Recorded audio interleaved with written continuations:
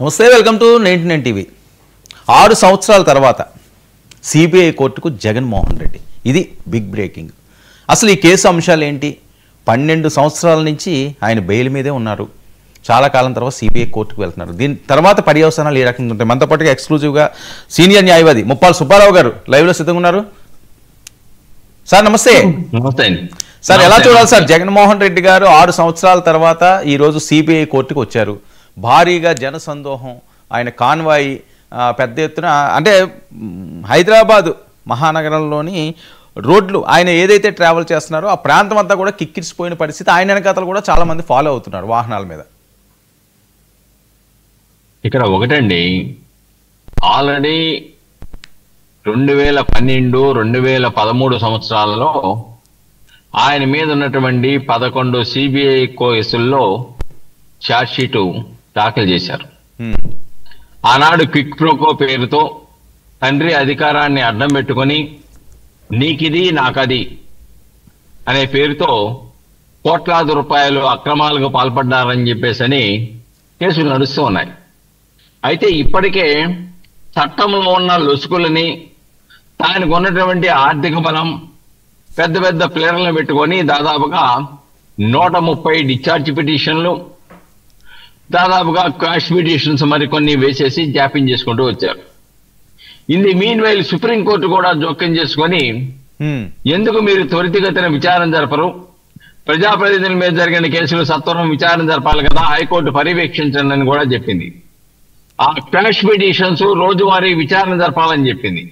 Okay, కానీ ఈ రోజు రావడానికి ప్రధానమైన కారణం ఏంటంటే, ఆయన విదేశీ పర్యటన చేయాలంటే న్యాయస్థానం యొక్క అనుమతి తీసుకోవాలని గతంలో బెయిల్ మంజూరు చేసినప్పుడు చెప్పింది.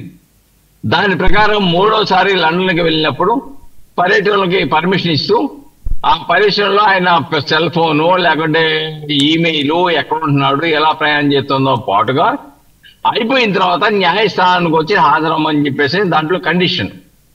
ఆ కండిషన్ ప్రకారం వైలేషన్ చేశారని చెప్పేసి మెమో ఇచ్చిన తర్వాత పర్యటన మధ్యలోనే ఇండియాకి రావటం, తర్వాత మేము డైరెక్ట్ గా వస్తే జనాలు ఇదిగో ఇలాగ ఈ రోజు పెట్టిన విధంగా జనాలు వస్తారు, వేలాది మంది జనాలు వస్తారు, శాంతి భద్రత సమస్యలు వస్తాయి, రక్షణ సమస్య వస్తుంది, ప్రభుత్వానికి అధికంగా ఖర్చు అవుతుందని చెప్పేసి పాపం ఆయన ఏదైతే గగ్గోలు పెట్టాడో దాన్ని న్యాయస్థానం తిరస్కరించింది.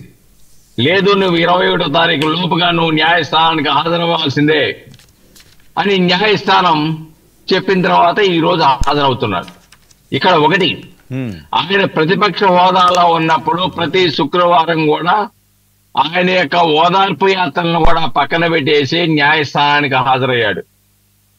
ముఖ్యమంత్రి అయిన తర్వాత మినహాయింపు హైకోర్టు నుంచి ఆదేశాలు తెచ్చుకున్నాడు. ఈ రోజున ఆనాడు ప్రతిపక్ష హోదాలో ఉన్నప్పుడే న్యాయస్థానానికి శుక్రవారం హాజరైన వ్యక్తి ఈ రోజు ప్రతిపక్ష హోదా లేకుండా సామాన్య ఎమ్మెల్యేగా ఉన్నప్పుడు ఈయన రెగ్యులర్ గా కోర్టుకు హాజరవ్వాలని చెప్పేసి సిబిఐ గతంలో హైకోర్టు ఇచ్చిన ఆదేశాలను రద్దు చేయడానికి బెయిల్ రద్దు అయ్యే అవకాశం ఏమైనా ఉందా? బెయిల్ రద్దు అవడానికి అవకాశం లేదు. ఎంచేతంటే దానికి సంబంధించిన పిటిషన్లు కోర్టులో ఏం పెండింగ్ లో లేవు కదా. ఓకే, బెయిల్ రద్దు చేయమని చెప్పేసి ఏసీబీ కోర్టులో లేవు. అలానే రెగ్యులర్ గా హాజరవ్వకుండా తన తరపున న్యాయవాది హాజరవ్వాలని చెప్పేసి హైకోర్టు నుంచి ఆదేశాలు ఉన్నాయి. ఆ ఆదేశాలను రద్దు చేయమని చెప్పేసి దాన్ని ఛాలెంజ్ చేయలేదు సిబిఐ. కాబట్టి ఇవన్నీ చేయకుండా ఈయన రెగ్యులర్ గా కోర్టుకు రావడం అనేది సాధ్యమైన అంశం కాదు. కాబట్టి సిబిఐ ఆ చర్యలు తప్పనిసరిగా చేపట్టాలి. రెగ్యులర్ గా శాంతి భద్రతల సమస్య సార్, రెగ్యులర్ గా ఇంకేం కోర్టుకు రావాల్సిన అవసరం ఉందా? అది కోర్టు, ఎందుకంటే హైకోర్టు ఆదేశాలు పెండింగ్ లో ఉండగా దిగువ స్థాయి కోర్టు ఆదేశాలను ధిక్కరించి చెప్పే అవకాశాలు ఉండకపోవచ్చు. ఏం చేద్దంటే డిశ్చార్జ్ పిటిషన్స్ రోజువారీ విచారణ జరపాలని సుప్రీంకోర్టు ఏదైతే ఇచ్చిందో అవి త్వరితగతిన కనుక విచారణ జరిపితే డెఫినెట్ గా ఛార్జెస్ క్లెయిమ్ చేసేటప్పుడు ఆయన కోర్టుకు హాజరవుతాడు. హాజరైన తర్వాత విచారణకు కావాల్సిన చర్యలు చేపట్టవచ్చు. అని ఇక్కడ సిబిఐ తీసుకోవాల్సిన చర్యల్లో ఎందుకో జాప్యం జరుగుతుంది. ఇదేమైనా పంజరంలో చిలకలాగా ఇరుక్కుపోయిందా, లేకపోతే క్రియాశీలకంగా పనిచేయాలని ఆలోచిస్తుందో ఈ రోజున సిబిఐ నిర్ధారించుకోవాల్సిన పరిస్థితి ఉత్పన్నమైంది. ఈ యొక్క సంకేతాలు ఎలా చూపిస్తున్నామంటే సామాన్య ప్రజానీకంలో ఆర్థిక బలం, అంగబలం, అధికార బలం ఉన్న వాళ్ళకి చట్టాలు చుట్టాలు, పేదవాళ్ళు, ఆదివాసీలు, దళితులకే ఈ చట్టాలు కఠినంగా వ్యవహరిస్తాయనే ప్రశ్న ప్రజల్లో ఏర్పడుతోంది. ఇది చాలా ప్రమాదకరమైన సంకేతాలు.